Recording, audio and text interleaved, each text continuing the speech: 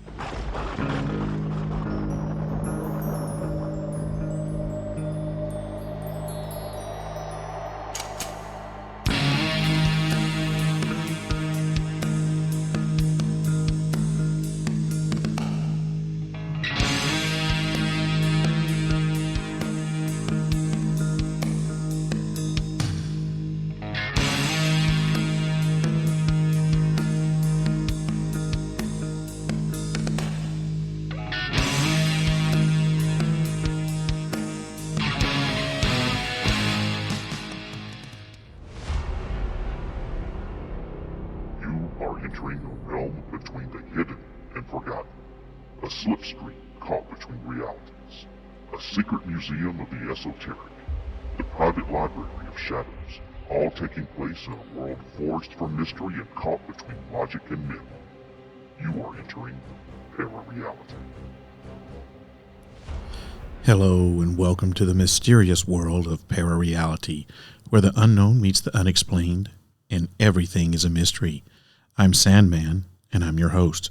Well, good evening, everybody, and thanks for joining me in the secret bunker for another episode of your favorite paranormal podcast. Welcome to Para-Reality, the podcast where the unexplained meets the undeniable, where history and mystery collide, and where we challenge the limits of what we think we know. I'm your host, of course, Sandman, and tonight we're diving deep into a theory that has haunted historians, sociologists, and conspiracy theories alike.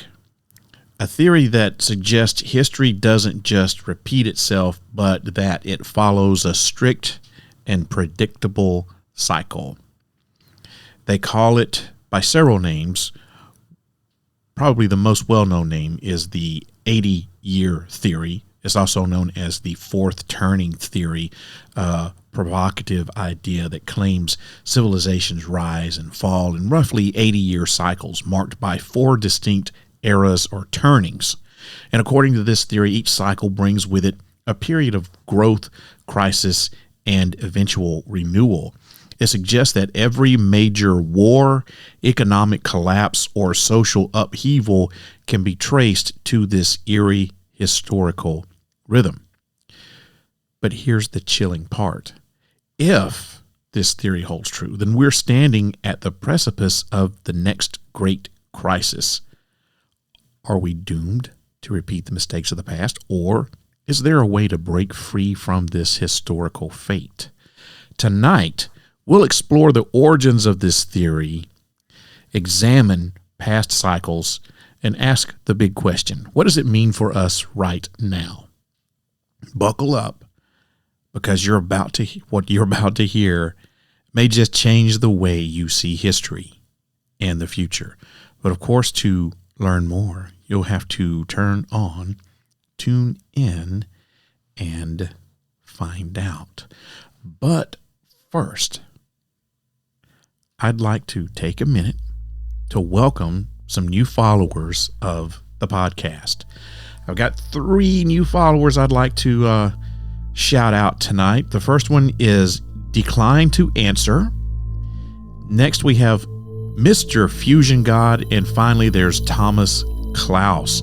Thank you, everyone, for the follow. I've got probably a couple of thousand followers, not huge, but not really small either. So if you're someone that's listening to this podcast and maybe you're not a regular follower, please be sure to follow me on whatever app you are listening to this podcast on. I know there's a seemingly endless number of podcast apps. Probably the big 3 would be Apple Podcast, Spotify, and maybe Amazon. I'm definitely on all of those and all the others as well. Excuse me, but if you're not a regular follower, whatever podcast you're on, please be sure to follow me, and that way you can stay up with everything that's going on with Parareality Podcast. I think you'll find that this podcast differs from others like it by offering a different point of view from the norm. I simply present the evidence to you, and I let you, the listener, make up your own mind and encourage you to do your own research. And if you don't follow me on the socials, and maybe you follow me on the podcast apps or whatever, but you don't follow me on the socials, then you need to do that too. It's just a place where you can keep up with the latest happenings with Parareality, as well as get a little glimpse at my personal life every so often. And I'll be giving you the deets on how you can do that later on in this podcast. So thank you guys for the follow, Decline to Answer, Mr. Fusion God, and Thomas Klaus. Shopping is hard, right? But there's a better way. Stitch Fix online personal styling makes it easy. I just give my stylist my size, style, and budget preferences. I order boxes when I want and how I want. No subscription required. And she sends just for me pieces, plus outfit recommendations and styling tips. I keep what I love and send back the rest. It's so easy. Personal styling for everyone. Get started today at stitchfix.com/Spotify. That's stitchfix.com/Spotify. The Strauss-Howe Generational Theory, also known as the 80-year theory, was introduced by 2 American authors and historians, William Strauss and Neil Howe. Their collaboration began in the late 1980s, culminating in the publication of their seminal work called Generations, The History of America's Future, 1584 to 2069. And that was published in 1991. In this book, they proposed that American history unfolds in recurring cycles, each lasting about the length of a long human life, roughly 80 to 100 years. So Strauss and Howe identified a pattern of 4 distinct generational archetypes that repeat sequentially, and each archetype experiences historical events at similar phases in their life, influencing their collective behavior and societal roles. So here is a little snippet. This is Neil Howe. I got a couple of sound bites from Neil Howe talking about his the 80-year theory. Years ago, Bill Strauss and I proposed that modern history, and certainly American history, runs in these long cycles of 80 or 90 years, which we call cyclical. And each of these is divided into generation length units that we call turnings. So each saeculum has 4 turnings or 4 seasons. And we suggested at that time that America, this was in the late Clinton years, was in the 3rd turning of the fall season. And we predicted that ultimately, certainly by the 2020s, we'd be in the winter season, the 4th turning. Here we are. And that's why I wrote this book. The 4th turning is here. And then moving out of that awakening, you have what we call the unraveling. This is the fall season. And that's a period which is much the opposite of a high. Individualism is strong. institutions are weak. These are, in American history, these are seasons of, these are decades of sort of cynicism and bad manners, like the 1990s, the 1920s, the 1850s, decades of weak civic authority when people just, let it all hang out in their individual lives. This has been true really for the past 30 years. You go into a bookstore and all the most upbeat, positive books are about me, myself, and I, right? I can do anything. I can conquer the world. But me as part of a group, well, it's just nothing. So what'd you think about that? Individualism is strong. Corporations are considered to be weak. Cynicism is high. Sounds very much like what we are going through right now, doesn't it?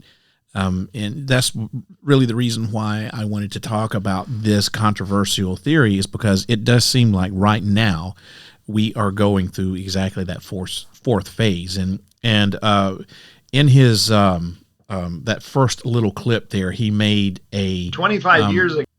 He made a reference to a book that he has written, and it's called The Fourth Turning. That is out now. I think it's actually been out for a couple of years now. I have not read it. I would love to be able to read that. But this is all about what, as far as Neil Howe is concerned, this book is all about what we're going through, what's going on right now. And I think it's something very significant that we need to discuss, because what's happening, especially in America right now, the United States of America, should I say, what's going on here right now is nothing but turmoil, and individualism is high. There's no trust in corporations or government or anybody else, just individuals. And it looks like cynicism is definitely on the rise, and that's thanks to our national leaders who really just don't seem to care about anyone else other than themselves, at the detriment of, taking a fine nation like the United States of America and possibly just trying to reshape that into what their own personal version of that is, whether it's good or bad. I'm not here to discuss that, and I don't like to bring politics into this podcast, because this podcast is not about politics whatsoever, and that is the one topic that I always will not discuss, and I have gone on record saying I'm not a Democrat, nor am I a Republican. I'm just for whatever I think is best for the country. So with that being said, that's as much politics as coming into this podcast, because I'm not a political podcast. My political beliefs and opinions do not have any relevance on what I talk about in the realm of this podcast, and neither does anybody else's, because it's not about that. So let's move on and talk about the 4 generational archetypes. Strauss and Howe's theory suggests that each 80-year cycle, or saeculum, produces 4 generational archetypes, each with a unique role in history. These archetypes repeat in the same order. So first you have the prophet, or the idealist generation. Next comes the nomad, or reactive generation. Then you have the hero, or civic generation. And finally comes the artist, or the adaptive generation. So there are your 4 generations: prophet, nomad, hero, and artist. Or, if you prefer to say, idealist, reactive, civic, and adaptive generations. Each generation experiences childhood in a different societal environment. This shapes their collective personality and the role that they play in the cycle. Excuse me. So first we have the prophet generation. First we have the prophet generation. This is also called idealist. This generation is born during a high, which is after a crisis. They come of age during an awakening. Their key traits would be things like visionaries, values-driven, idealistic, moralistic, and confrontational. They grow up in a period of strong institutions and collective unity, but they rebel against these in young adulthood, sparking cultural and spiritual upheavals. So some examples of this prophet or idealist generation would be baby boomers. Baby boomer generation covers 1943 to 1960s. Okay, they challenged authority in the 60s and the 70s with movements like the civil rights movement, feminism, and environmental activism. Before that, prior to that, you had what's something called the missionary generation. This covered the 1860s period to 1880s period.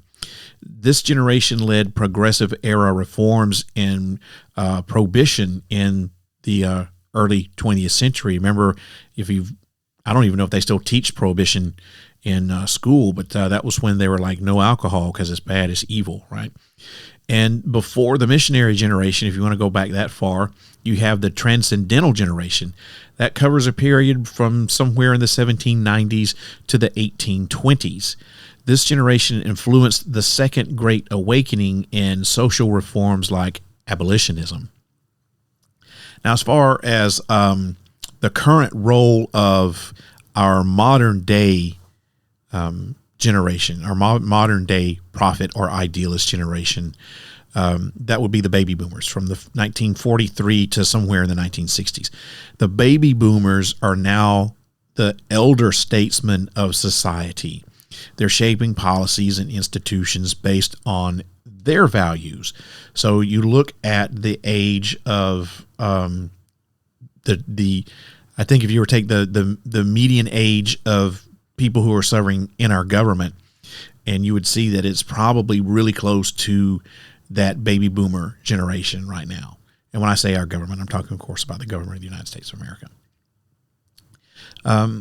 So the next generation we need to talk about would be the nomad generation or the reactives. Now, this generation is born during an awakening, and they come of age during an unraveling. Their key traits would be that they are independent, pragmatic, they like to take risks, they're skeptical of institutions, and they are resilient. Nomads grow up in a time of weakening social order, and they often face economic struggles.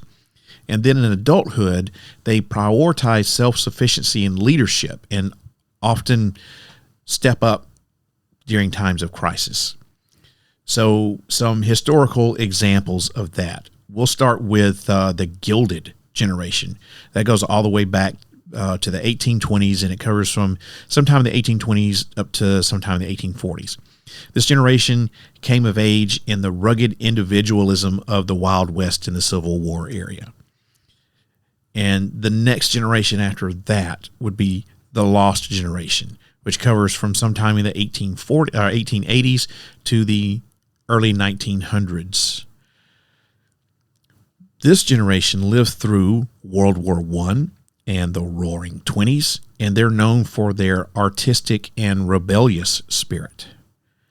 And then next you have, for this generation, Generation X, which covers the years 1965 all the way through 1962. This is like latchkey kids raised in the aftermath of cultural revolutions, and we're known for our cynicisms, entrepreneurship, and adaptability. And yes, I am of the Gen X era, okay? So that kind of describes me. Excuse me, that kind of describes me pretty well. I was a latchkey kid. I can be very cynical. I am an entrepreneur. I mean, I've got this podcast that I've had going for damn near 20 years. I have my own business that I've been running for much longer than that. And I do consider myself to be kind of adaptable. So, that kind of describes me very, very well. So speaking of Generation X, what's the current role? Well, we're now towards our midlife, right? So we are viewing ourselves as the ones who are providing pragmatic leadership, and we're acting as stabilizers during the fourth turning crisis that we are, according to Neil Howe, right smack dab at the precipice of or already into. And next after that, we come to the hero or the civic generation. Now, this generation was born during an unraveling, and they come to age during a crisis. The key traits are that they're community-oriented, they're confident, they're energetic, and institution building. So this hero generation, they grow up in fragmented, individualistic societies, but they rise to meet major crises with collective action, often defining a new era. Historical examples of that: we're going to go back to the 1740s to 1760s era. We're going to talk about the Republican generation. This generation fought the American Revolution and helped to establish the government of the United States of America. They are our founding fathers, literally. They're the ones who wrote our Constitution. They're the ones who gave everything that they had to make sure that America was not a colony, not a British colony, but was an independent nation. They established the great United States of America. The next generation after them is called the greatest generation, and that covers from 1901 all the way up to 1927. Now, you've probably heard of the Great Generation or the Greatest Generation.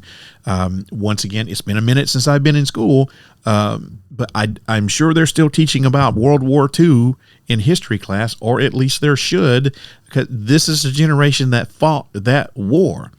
They fought in World War II to defend the freedom of the entire world, basically, against tyranny, against a fascist dictator regime in Nazi Germany.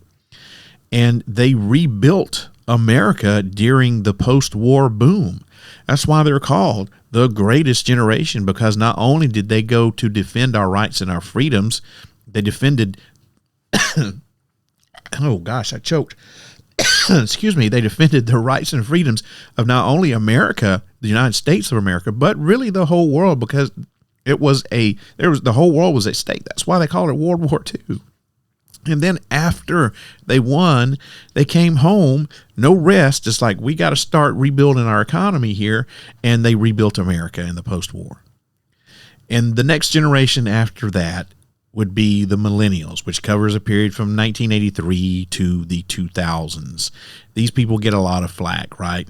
They're raised with high expectations and structured environments, and they're now entering these leadership roles, but they're advocating for systemic change. Millennials get a lot of flack, and I'm not going to say it's undeserved, because I think some of it is deserved.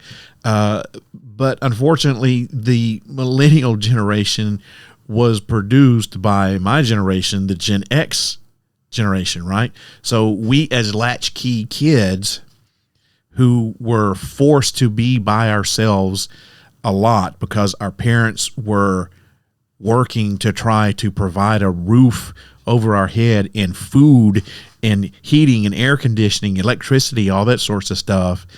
You know, we were left alone by ourselves. And now that the Gen X generation is old enough to have kids, and we're well past that right now, but when they became old enough to have children, they kind of became like helicopter parents, right? They started doing everything for their kids, to the detriment, because we didn't have our parents in the house all the time. And this was also during a time where divorce rate was really, really high. And so a lot of us came from broken families, as they say.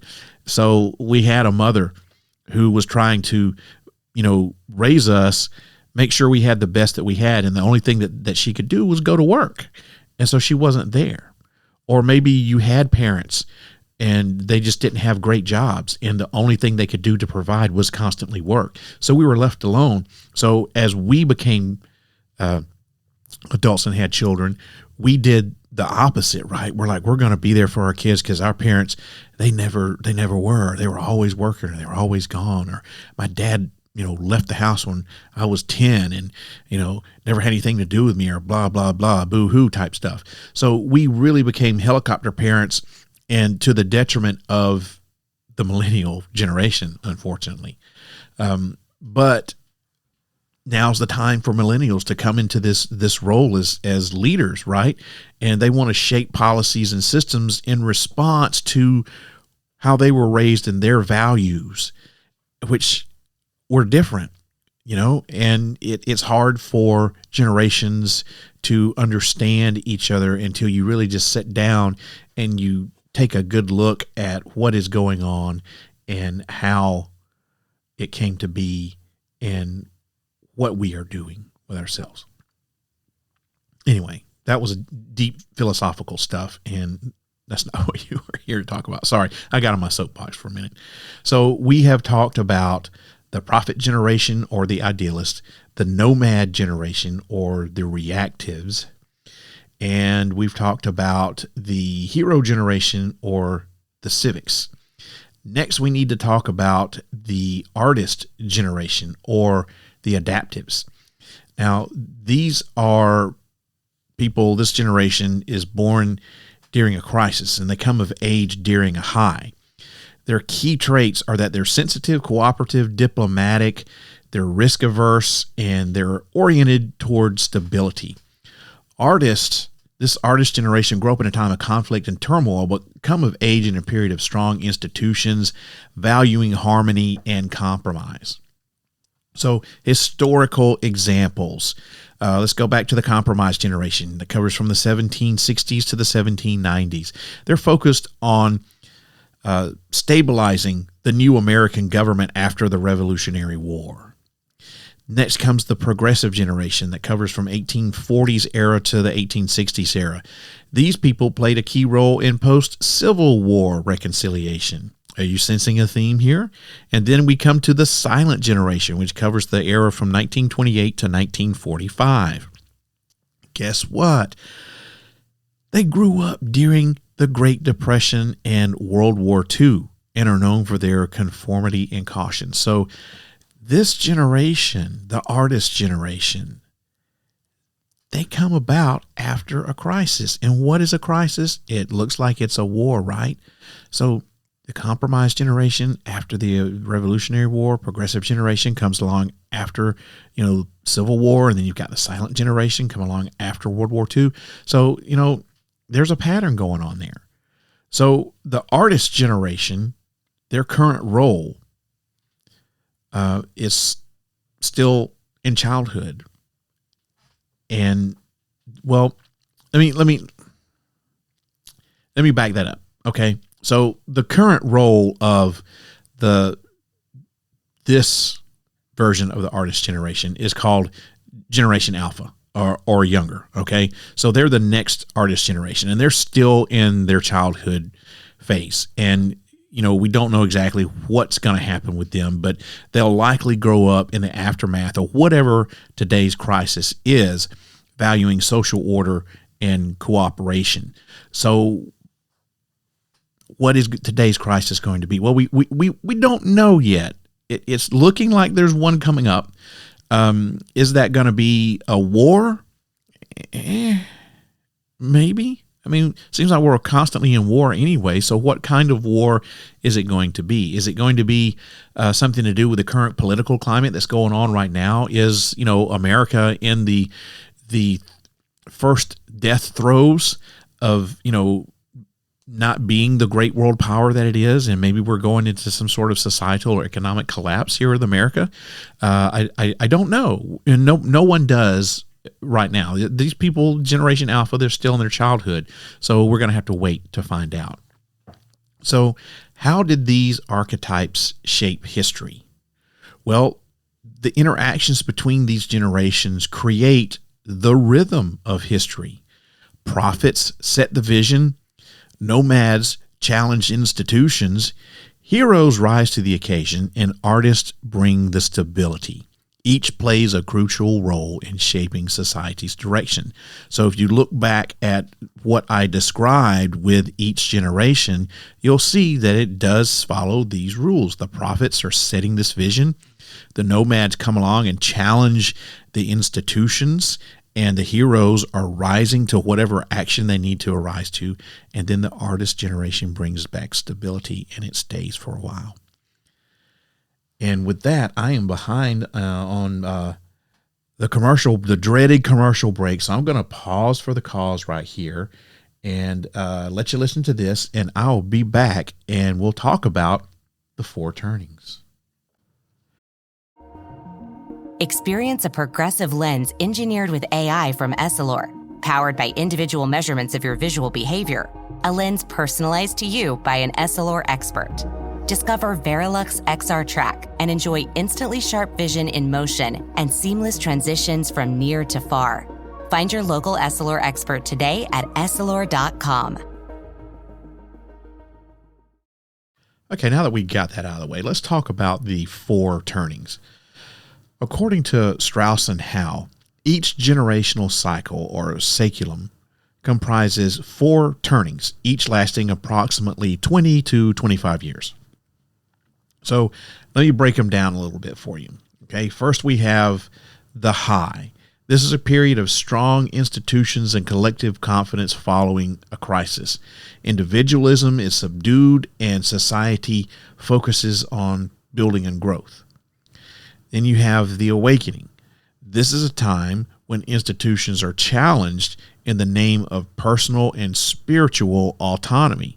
This period often features rebellion against the established order. Next, we have what they call the unraveling. This is an era of weakening institutions and increased individualism. Society becomes more fragmented and the collective confidence diminishes. Does that seem familiar? Yeah, seems like we might be in that right now. And next, but certainly not least here, we have what's the crisis. And that's a decisive period of upheaval where institutional life is destroyed and rebuilt in response to a perceived threat to the nation's survival.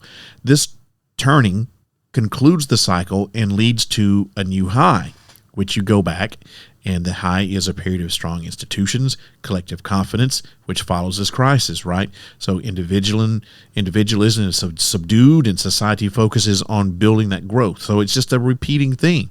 So it seems like we are right now at the end of the unraveling.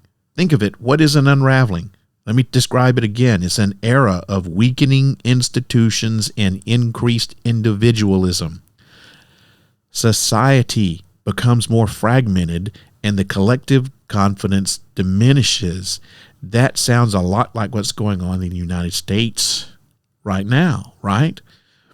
And next we have the crisis. So we are either at the end of an unraveling or we're either in the beginning of a crisis, because the crisis, once again, is a decisive period of upheaval where institutional life is destroyed and rebuilt in response to a perceived threat to the nation's survival. That sounds a lot like what's going on in the United States of America right now. So to me, it sounds like we have just come out of an unraveling era and we are headed towards, or at the beginning of, the crisis era.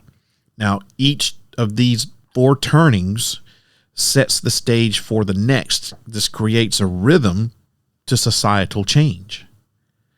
So some historical examples of these turnings that I've just described. Well, so let's explore how these turnings have manifested in America's history. So you have the Revolutionary Cycle. That was from 1701 to 1791.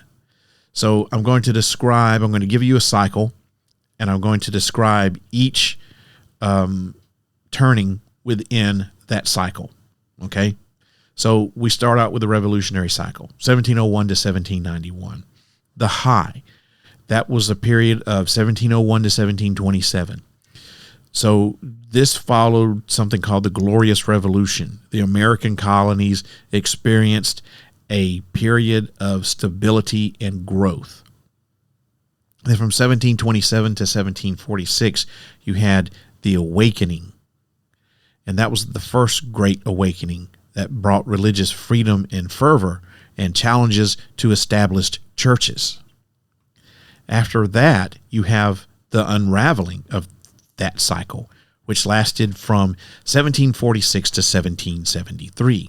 Colonial dissatisfaction with the British rule grew, leading to increased tension.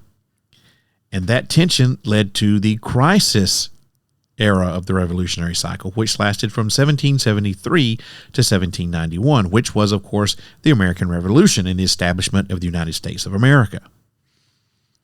Next after that, you have the Civil War cycle, which covered the periods from 1791 to 1865.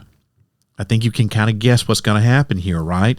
So you start off with the high, which was from 1781 to 1882. This was the early Republic era. It was marked by national expansion and political unity. Then the Awakening cycle came along, which covered from 1822 to 1844. This is the Second Great Awakening, and it spurred social reforms and religious movements. Then you have the Unraveling, which lasted from 1844 to 1860, intensifying divisions over slavery and states' rights started happening, right? And then that culminated in the Crisis era, which went from 1860 to 1865, which, of course, if you know your history, that's the American Civil War, leading to the abolishment of slavery and the preservation of the Union of the United States of America. The next cycle after that, which covers from 1865 to 1946, is called the Great Power Cycle. So the high lasted from 1865 to 1886. It was the Reconstruction and the Gilded Age. There was a lot of rapid industrialization going on here. And from 1886 to 1908 occurred the Awakening. And in this phase, turning, I want to make sure that I use the right word. In the Awakening turning, that lasted from 1886 to 1908. This was known as like the Progressive era. I don't know why I keep saying era. This was known as the Progressive era. This focused on social justice and political reform. And then the next turning, the Unraveling, was the Roaring Twenties, which lasted from really 1908. It began all the way back then and went through 1929. And then after that, you had the Crisis turning, which was the Great Depression, and World War II, which lasted from 1929 to 1946. And from 1946, from that cycle, we come into something called the Millennial Cycle. So once again, our turnings start all over again. So you have the high, which is post-World War II boom, which lasted from 1946 to 1963. Then from 1963 to 1984, you had the Awakening and consciousness, the consciousness revolution, as they call it, started then. And then from 1984 to 2008, we had something called the Unraveling, which was culture wars. And then the Crisis era was 2008 to 2029. This was the global financial crisis and the aftermath. You remember the housing market in the United States. It crashed in, 2008. I'll never forget it because I had just gotten out of college for like the, second or third time in my life. I've been to college so many damn times. And had just gotten a sweet job and was making more money than I'd ever made in my whole entire life. And I'm like, I'm finally going to get ahead in life, and I'm going to be able to start really saving for retirement, and, things are going to look good. And then everything went to hell right in 2008. And it was just so disheartening to me. So, yeah, that's why I remember that. So those are some examples of historical examples of turning. So the revolutionary cycle, the Great Power cycle, the millennial cycle. Oh, I forgot about the Civil War cycle too. So what about our current phase and predictions for that? Well, according to the theory, we're currently in a crisis period marked by financial upheavals and global challenges, and this phase is expected to conclude sometime in the late 2020s, leading to a new high. Now, in their 1997 book, The Fourth Turning, Strauss-Howe predicted that the next crisis era would begin around 2005. And this projection aligns with several significant events. The 2008 financial crisis I was just talking about, that's the global economic turndown that led to widespread financial instability. After that, you have the COVID-19 pandemic, and yes, it was real. It was a global health crisis that began in late 2019, and it led to unprecedented societal and economic disruptions. I mean, there was nobody in the world that was not affected by this at all. And now you have social and political unrest.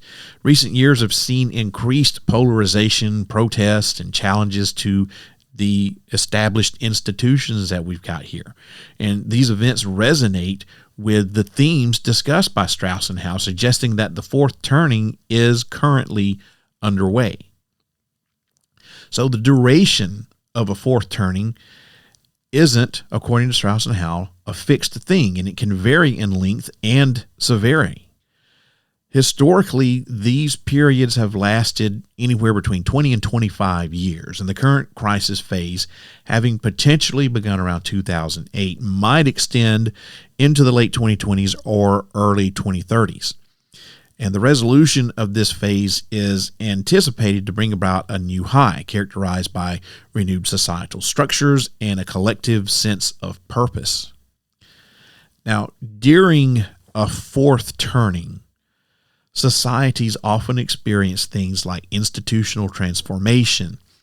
Existing institutions may be reformed or replaced to address emerging challenges. Sounds familiar. You also have some collective action. So what's going on here is that there's a shift towards community-oriented thinking, with individuals prioritizing the greater good over personal interest. Now, that has not happened yet. Not to my opinion. And then after that, you've got the emergence of the next hero generation. And the generation coming of age during this period, often given that term as the hero, they play a pivotal role in leading societal reconstruction. So it looks like right now we're in this fourth turning, and we're in this institutional transformation era of it, because there's a lot being reformed and replaced, right? So while the 80-year theory offers a structured lens to view history, it's essential to approach it critically. Now, not all historians agree with its deterministic nature, and the complexity of human events can't always fit neatly into cyclical patterns. But if you take a look back at what I have been saying and describing to you, it looks like this cycle is a tested, tried, and true thing. And it is I wish that this Strauss-Howe theory would be taught in school, because it will give people who, especially history, people who are history buffs like me, it will give them some tools to be able to predict what might happen coming up in the future. If you just take these things and no one, I'm not saying psychics don't exist. I mean, my God, I've interviewed several of them on this podcast, and I do believe in psychics, but it's really hard to predict exactly what's going to happen in history for the future, right? You can go back and you're like, oh, Nostradamus predicted so and so and so and so. But yeah, but look at how we had to interpret these quatrains, and we had to wait until something happened, and then we go back and we look at the quatrains. You go, oh yeah, in this quatrain he was talking about this thing that happened right here. Well, we don't know that for a fact. Okay, we can speculate, and we can say there's a high probability that he, was predicting the future by saying these things, but he didn't come right out and say, the World Trade Center and New York is going to be destroyed by 2 airplanes on September the 11th, 2001. You just don't see a psychic that's precise. And Nostradamus was anything, other than precise. I mean, he was not precise with his wordings of stuff at all. And you can make all kinds of arguments about that. But anyway, my point is that really there is historically been no one who has really accurately predicted the future and come right out and said this is going to happen in such and such a time. So it's really hard to predict what's going to happen. But if you take this Strauss-Howe theory and you apply it to what's going on, you may be able to come as close as you're ever going to come with predicting the outcome of something that's happening in our historical future, should I say. It's a very interesting theory. And I said, this is probably not something that everyone who listens to this podcast is going to be interested in. And this is probably as close to being political as I'm ever going to get on this podcast. I do not mean for it to be political, but when I came up with the idea for the 80-year theory, I will be completely honest with you, I did not know everything about it. And the more I studied it and researched it for this episode, the more I was like, oh my God, this is exactly what's happening in the United States of America right now. So it's very interesting to take this model and apply it to what's going on. So anyway, in conclusion here, don't even try to get off my soapbox about stuff. In conclusion, the Strauss-Howe Generational Theory provides an intriguing framework to analyze historical events and societal changes.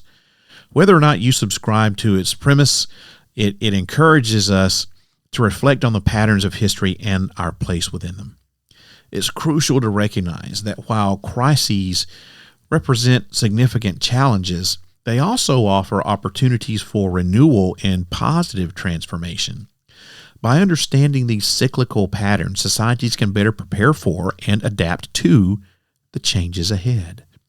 Understanding these generational archetypes helps us see patterns in history and anticipates the forces shaping our future. Whether you believe in Strauss-Howe's theory or not, it offers a fascinating perspective on how society evolves. So, where are we now? Well, I think, and so does Strauss and Howe think, that we're deep into the fourth turning, with millennials stepping up as the new hero generation, Gen X acting as pragmatic midlife leaders, baby boomers as the elder prophets guiding or clashing with the transformation, and Gen Z are preparing to take on their own historical role. And that really about does it for tonight. Thanks for listening, everybody. Before I close it out, though, got to do another pesky, stinking commercial to pay some bills. I'll be right back. Take a listen to this. I think you're on mute. Workday starting to sound the same? I think you're on mute. Find something that sounds better for your career on LinkedIn. With LinkedIn Job Collections, you can browse curated collections by relevant industries and benefits, like flex PTO or hybrid workplaces, so you can find the right job for you. Get started at linkedin.com/jobs. Finding where you fit. LinkedIn knows how. If you'd like to leave a comment about tonight's episode of Para-Reality, have an idea for a topic you'd like me to cover, or a story you'd like to tell, send me an email, sandman@parareality.com, or call the Secret Bunker at 615-692-1170 and leave me a message.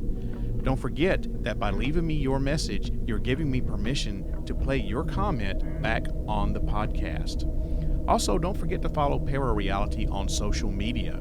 You can find the podcast on Facebook by looking for sandman.parareality, or you can also follow me on Twitter and Instagram under the username @ParaRealRadio. You can also find Para-Reality on YouTube under the username ParaReality1. That's Para-Reality with the number 1 out behind it. Parareality.com is the home of the podcast on the web, And it's also where you can find paranormal news from all around the world in the Para News section. And you can listen to past episodes in the archives section, all for the price of absolutely nothing. If you'd like to support the podcast, you can buy yourself some swag in the official Para Reality shop while you're there. You can also support the podcast for free by leaving me a 3-star or better review on whatever podcast app you're listening on. Your reviews help the podcast to grow and reach even more people, and I would appreciate it very much. I'd love to hear from you guys, so send me those emails. Thank you. Y'all, I am pleased to say that I have relaunched my official Patreon page, and for as little as $1 a month, you can get commercial-free episodes and other bonus content. And for just a few bucks more, you'll be able to have access to my companion podcast, Midnight Syndicate, and A Deeper Dive, plus the opportunity to appear as a guest on the podcast. So subscribing to my Patreon not only helps support the podcast here, but it also helps me continue to bring you quality content on a regular basis.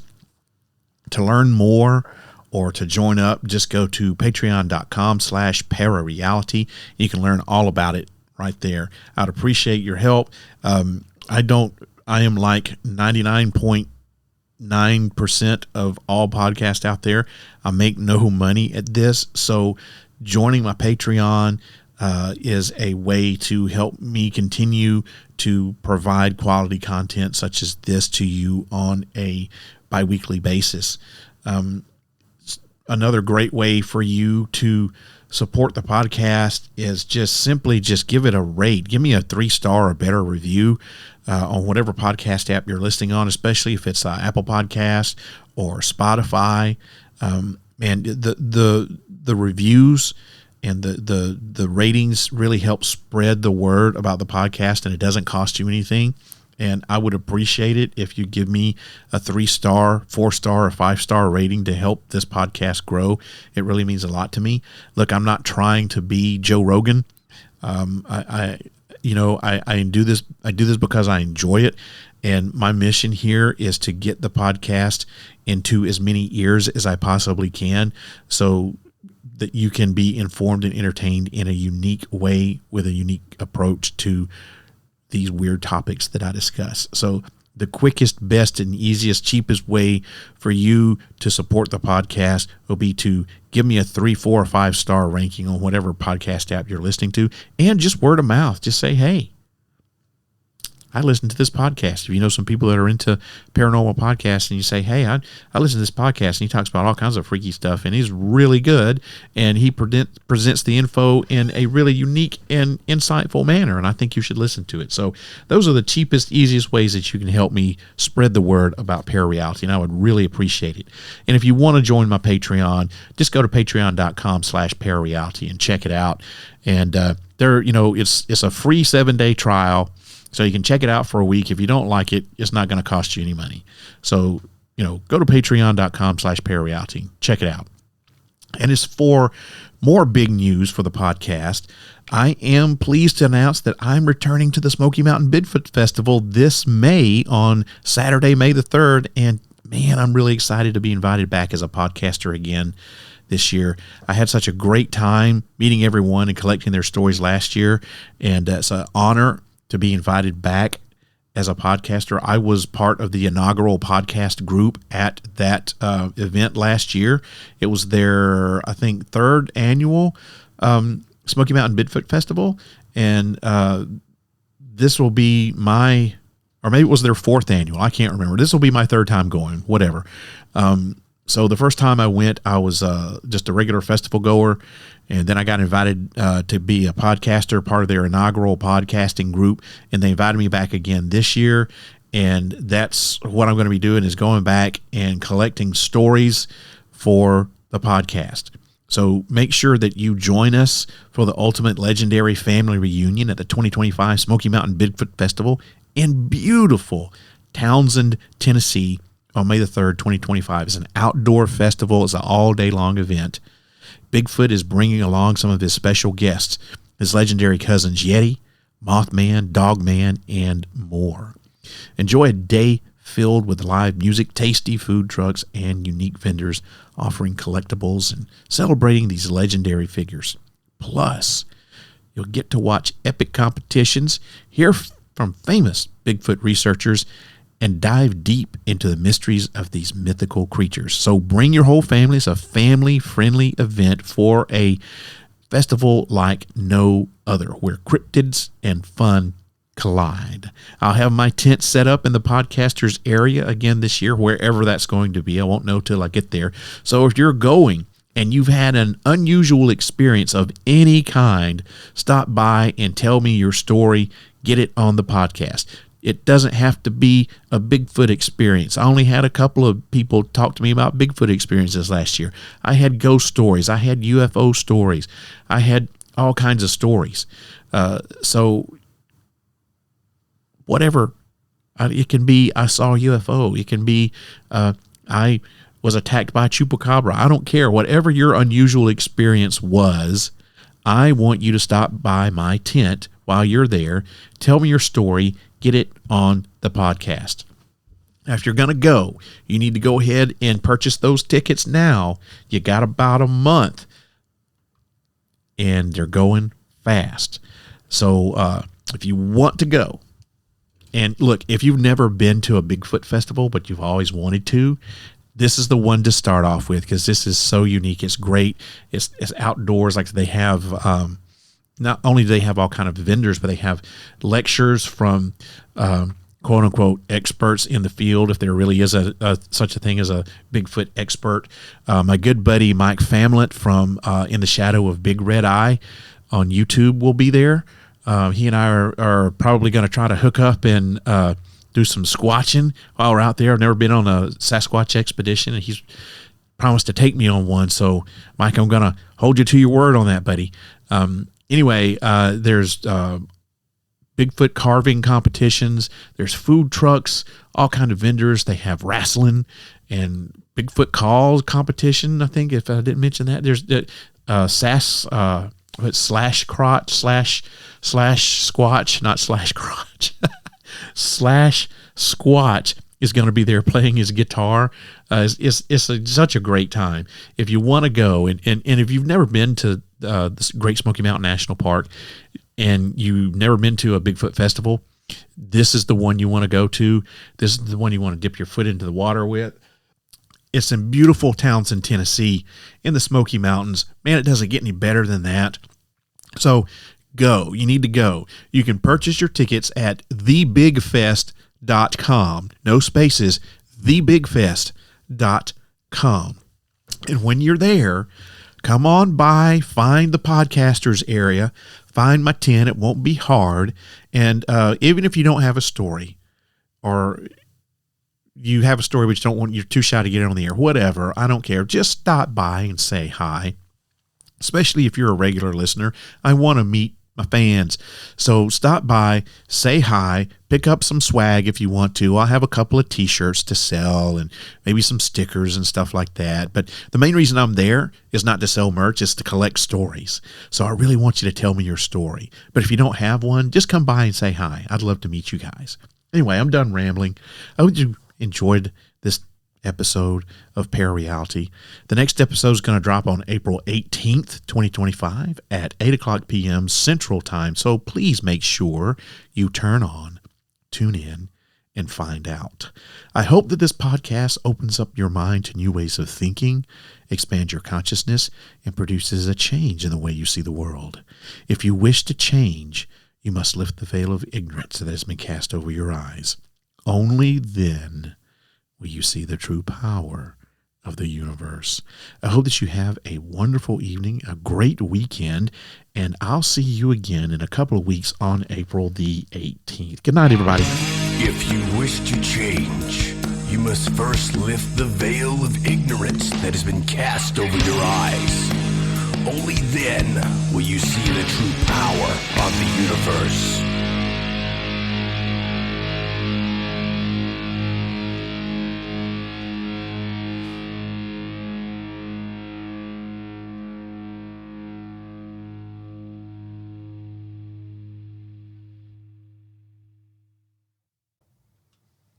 Hey, it's not over.